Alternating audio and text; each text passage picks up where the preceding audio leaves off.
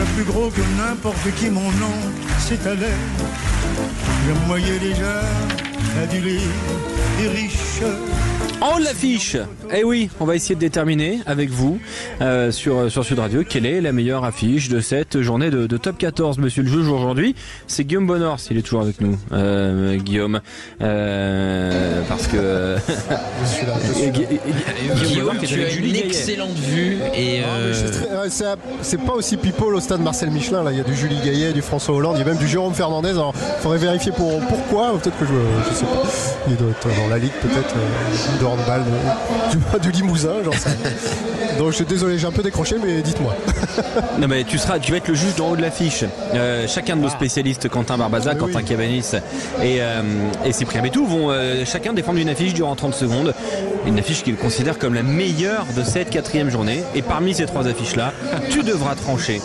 Guillaume Bonnor pour bien faire un petit classement dans ces 3 affiches-là. Qui est le premier à s'élancer pour toi, Guillaume? Quentin Barbaza, Quentin Cabanis ou Cyprien Bétou? Toujours hommage à notre Georges Moala, Quentin Cabanis. Notre Georges Moala. C'est Georges Moala, Quentin Cabanis plutôt. Très bien. Quentin Cabanis, 30 secondes pour défendre quelle affiche, c'est parti.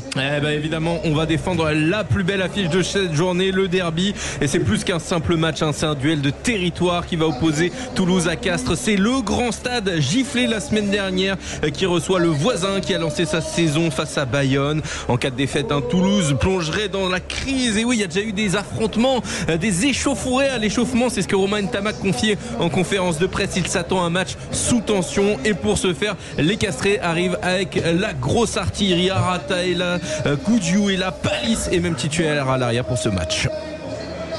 Voilà donc le Toulouse-Castres défendu par Quentin Cabanis. Le prochain s'est lancé. Il a remporté la première journée d'en haut de l'affiche. C'est Quentin Barbaza. 30 secondes pour Quentin Barbaza. Alors si on revient 6 mois ou même un an en arrière, c'est peut-être pas l'affiche la plus sexy, mais Pau-Lyon demain ça va déménager parce que la section face au Loup, c'est tout simplement les 2 équipes en forme de ce championnat.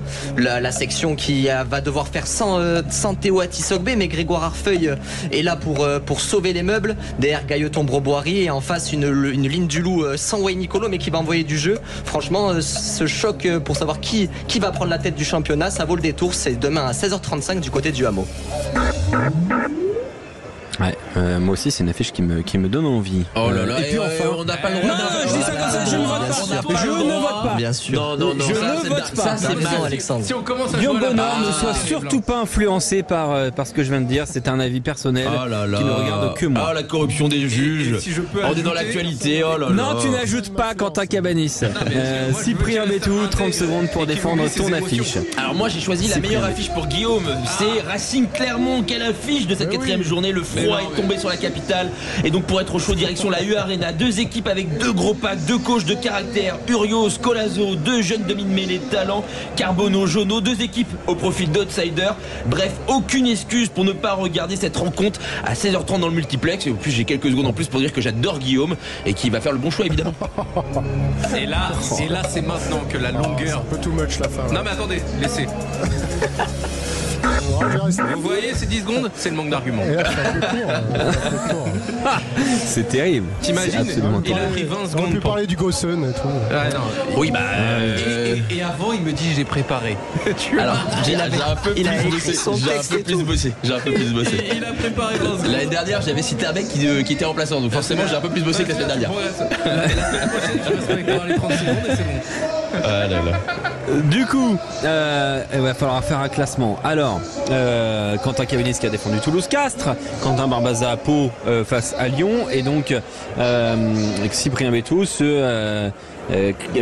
Clermont Racing. Racing Clermont. À moitié défendu cette drague au vu du temps. Alors, Guillaume Bonnor, je veux que tu me dises qui termine 2e Donc ni gagnant ni perdant, enfin un entre les deux. Ouais, ça va être Quentin Cabanis parce qu'il avait un peu survendu ce derby de la 69 là, mais j'ai crois pas trop à ce match. Mais oui, c'est normal.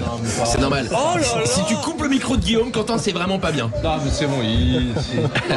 Donc Quentin Cabanis qui termine deuxième. Quentin Cabanis, je vais vous le dire. Je vais vous le dire, Quentin Cabanis, vous amoureux de rugby sur Sud Radio, vous pouvez d'ailleurs venir interagir avec nous au 0826 300 300. Quentin Cabanis, il se pensait gagnant. Mais évidemment. Sans aucun doute. Non mais vraiment. Alors je t'explique pour avoir les coulisses. Il roule des mécaniques depuis 3 heures dans la rédaction en mode de toute façon l'affiche elle est pour moi ce soir, je suis tranquille. Non mais je pensais que Guillaume Bonnard aimait le rugby, c'est tout. Oh là là. Oh et en plus il insulte les juges derrière. C'est lamentable. C'est lamentable. Non mais après tu vas voir qu'il va défendre sa paroisse là et ce sera une victoire sans saveur. Pas du tout. On va voir, on va attendre le verdict. On va attendre le On verdict. dirait Henri Guénaud quand il a perdu à la 5e. Pour qui voter? Non mais Henri Guénaud quand il a perdu aux législatives il y a quelques années, Vous vous trompez. il a dit ma circonscription de toute façon est peuplée de gens détestables. Voilà donc à partir de là, Actuellement je suis plutôt d'accord avec lui. plus mauvais perdant c'était difficile. Donc Quentin Cabanis qui ne gagnera pas ce en haut de l'affiche. Mais du coup, Guillaume Bonnard, qui va remporter en haut de l'affiche pour cette 4e journée de Top 14? Ouais, je ne devrais pas le dire, mais c'est vrai que il avait bien démarré, c'est Quentin. Non, Cyprien. Quentin Barbaza. C'est Cyprien, ça sent c'est Cyprien, émotionnel. c'est Quentin. C'est pour quel match? C'est pour Racing Clermont ou c'est pour Lyon? Mais c'est vrai qu'il a pas respecté le timing. Mais c'est oui, vrai mais qu'il a bien parce qu'il n'y a même pas besoin de le vendre, c'était l'affiche, tu as raison Guillaume, merci beaucoup de m'offrir ma première victoire. Fallait bien qu'il gagne une fois et qu'il ait un juge. Première victoire de la saison pour de la Cyprien. Ah là là, je savais qu'en choisissant ce match-là, en ayant Guillaume comme juge, je me mettais toutes les chances de mon côté quand même. C'est magnifique. Merci Guillaume, merci de m'offrir cette victoire. Non, mais c'est pas. Je suis ému. C'est pas volé. Bon, la semaine prochaine, j'écrirai mon texte aussi. Je voudrais remercier mes parents, évidemment. On rappelle que le gagnant en haut de l'affiche au mois de juin, et bien celui qui aura le plus de victoires remportera un kit maillot short chaussette quand même, offert par moi-même. Oh, voilà, Quentin Cabanis qui part en sucette. Ça y est, c'est parti. Et ben profitons-en, Quentin. Allez, c'est parti. Oui, nous sommes les champions. Allez, on se retrouve dans un instant sur Sud Radio.